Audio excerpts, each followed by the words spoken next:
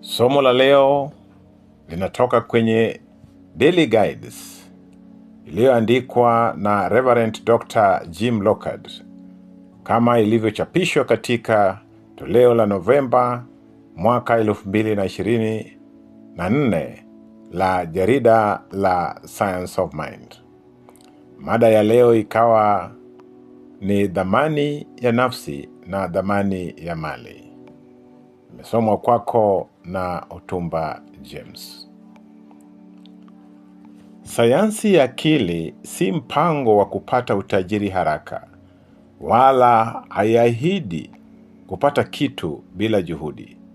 Hata hivyo, inaahidi kwamba wale watakaofuata mafundisho yake wataweza kuleta uwezekano mkubwa zaidi na hali yenye furaha zaidi katika maisha na majaribu yao. Hayo yalisemwa na Daktari Ernest Holmes katika kitabu chake cha The Science of Mind, ukurasa wa 137. Mara nyingi tunajikuta tukivutwa na ulimwengu wa nje wa hali na mambo, tukijiruhusu kudanganywa na kuanza kudhamini vitu vya nje kuliko vya ndani. Hii husababisha matatizo mengi tunapoanza kujilinganisha na wengine wanaoonekana kuwa na wingi au upungufu zaidi wa mali kuliko sisi. Au tunapojilinganisha na wale wanaoonekana kuvutia zaidi, kuwa na marafiki wengi au kuvuta usikivu zaidi.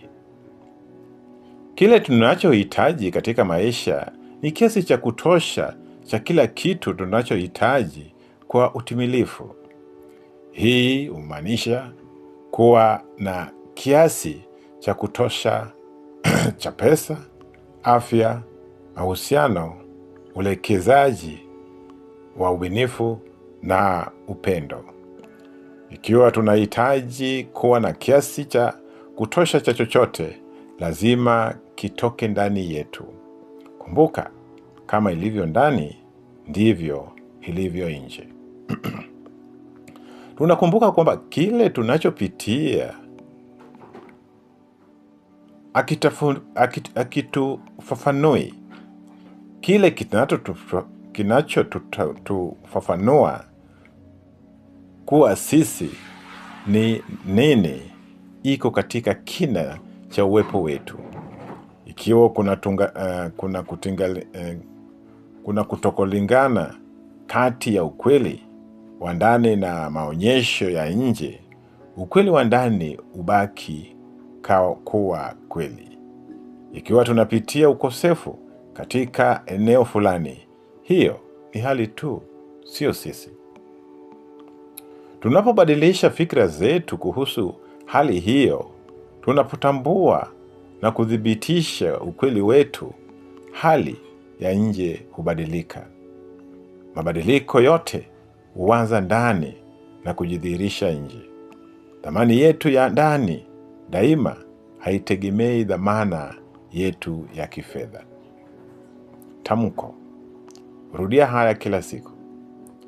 Natambua asili yangu ya kiungu.